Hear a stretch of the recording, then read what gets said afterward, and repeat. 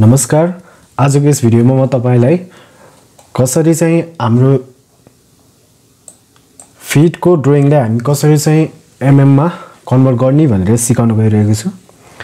यहाँ तपाई देख्न सक्नुहुन्छ यो चाहिँ मेरो फिटमा भएको ड्रइङ हो र यहाँ चाहिँ मेरो यो फाइल चाहिँ मेरो एमएम मा छ।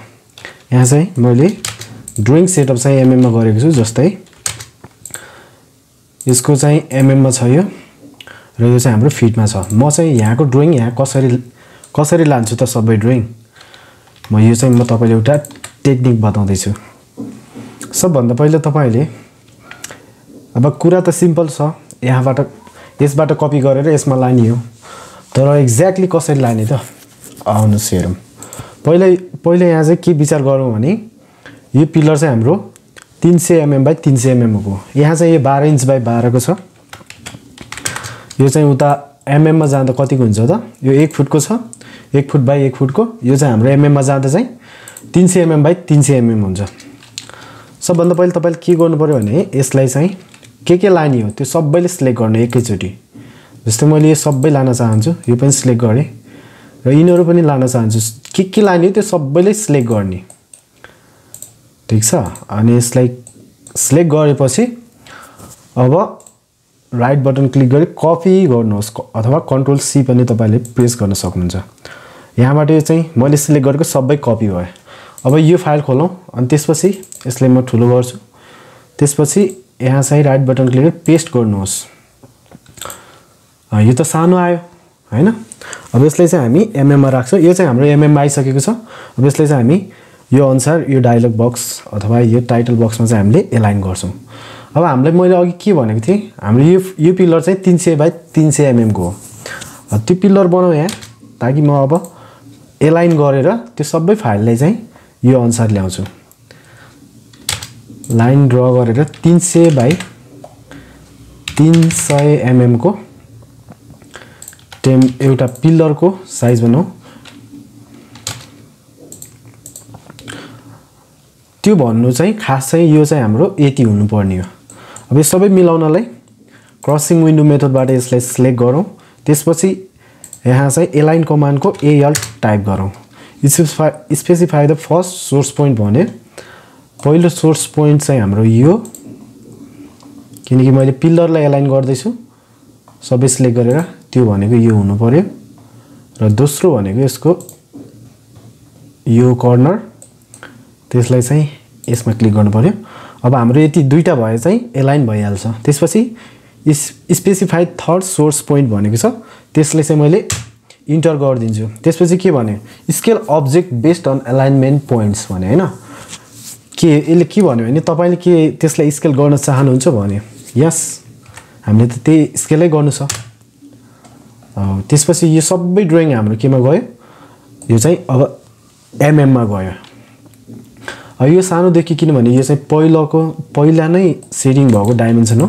सबैले मेटाम हैन, यो सबले मेटाम एकचोटी। सबै चाहिँ एमएम मा कन्भर्ट भइसकेको छ।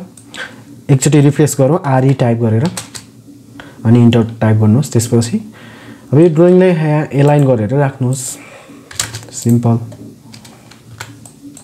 अब यहाँ मिलाउनुहोस्। यो चाहिँ मैले A4 को लागि बनाएको टाइटल बक्स हो। अब यसलाई चाहिँ मुभ गरेर यहाँ ल्याएर राखौँ। त्यसपछि यो सबैले चाहिँ क्रसिङ विन्डो मेथडबाट सिलेक्ट गर्नुहोस् र यसलाई मेट्दिम हैन, यसरी मेट्ने। त्यसपछि लास्टमा अब हामी यसलाई एमएम मा डाइमेन्सन दिन्छौँ, किनकि हाम्रो उद्देश्य भनेको त एमएम मा दिनु छ नि त। अब यो सबलाई मेट्ने, त्यसपछि अब डाइमेन्सन दिने काम हुन्छ। सबले सिलेक्ट गर्ने, मेट्ने। इरेज गरौँ सब फाइललाई। अब डाइमेन्सन दिनको लागि यहाँ चाहिँ सबै उताको अघिको लेयरहरु आएको छ। यो चाहिँ किन भन्दाखेरि हामीले कपी गर्दाखेरि लेयर पनि कपी हुन्छ। यो नगर्नको लागि तपाईले एक्सप्लोर गरेर सबै फाइललाई एउटा 0 भन्ने यो कम्प्युटरको आफ्नै AutoCAD को आफ्नै लेयरमा राखेर तपाईले ल्याउनु भयो भने चाहिँ तपाईको टाइटल यो लेयरहरु चाहिँ आउँदैन। अब यहाँ चाहिँ म एउटा रेफरेन्स डाइमेन्सन रेफरेन्सको लागि एउटा लाइनहरु बनाउँछु, तीनटा लाइन, किनभने फर्स्टमा डिटेलिङ अफसेट। अब यहाँ तपाईले चाहिँ आफ्नो इच्छा अनुसार आफुलाई प्रपर डाइमेन्सन अनुसार यो मिलाएर दिनु होला। यसले मैले फाल्दिए अनि त्यसपछि यसलाई चाहिँ प्रिन्ट नहुने लेयरमा राख्नु पर्यो। यो चाहिँ मेरो प्रिन्ट नहुने लेयर हो। प्रिन्ट हुन्छ हुँदैन कसरी थाहा पाउने त? त्यो चाहिँ यहाँ यो मेरो 0 भन्ने यो चाहिँ मेरो लेयर चाहिँ यो प्रिन्ट हुँदैन। यहाँ चाहिँ प्लट भन्ने छ नि, यसमा चाहिँ क्यान्सल गराएको छ, यो चाहिँ प्रिन्ट हुँदैन। यसमा राख्नु पर्यो किनकि यो हामीलाई प्रिन्ट हुन छैन, यो जस्ट हामीलाई रेफरेन्स लाइन तानेको। अब डाइमेन्सन भन्ने सेट लेयर टाइप गरौँ अनि त्यसपछि डाइमेन्सन दिउँ। फर्स्टमा डिटेलिङ दिउँ, DCO हानेर कन्टिन्युअस डाइमेन्सन चाहिँ दिउँ। फेरि DLI यो चाहिँ मेरो यहाँ छोयो, यो चाहिँ विचार गर्नुपर्छ दिँदाखेरि राम्रो गरेर डाइमेन्सन दिनु पर्यो। दोस्रोमा सेन्टर लाइन, थर्डमा चाहिँ आउटर टु आउटर दिनु पर्यो।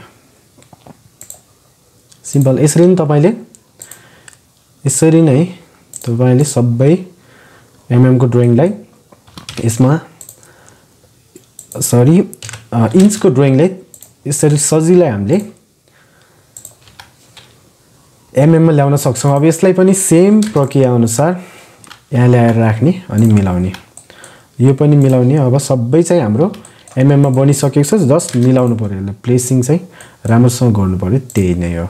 यो चाहिँ यहाँ अटाएन, अर्को टाइटल बक्स बनाएर गर्न सकिन्छ। थ्यांक यू, यति नै थियो। र यो डायलग बक्स यो MM को फाइल चाहिँ म तपाईलाई तल डिस्क्रिप्सन बक्समा राखिदिन्छु, त्यहाँबाट डाउनलोड गरेर तपाईले इन्च को ड्राइङलाई MM मा ल्याउन सक्नुहुन्छ। भिडियो कस्तो लाग्यो कृपया आफ्नो प्रतिक्रिया तल कमेन्ट बक्समा लेख्नु होला।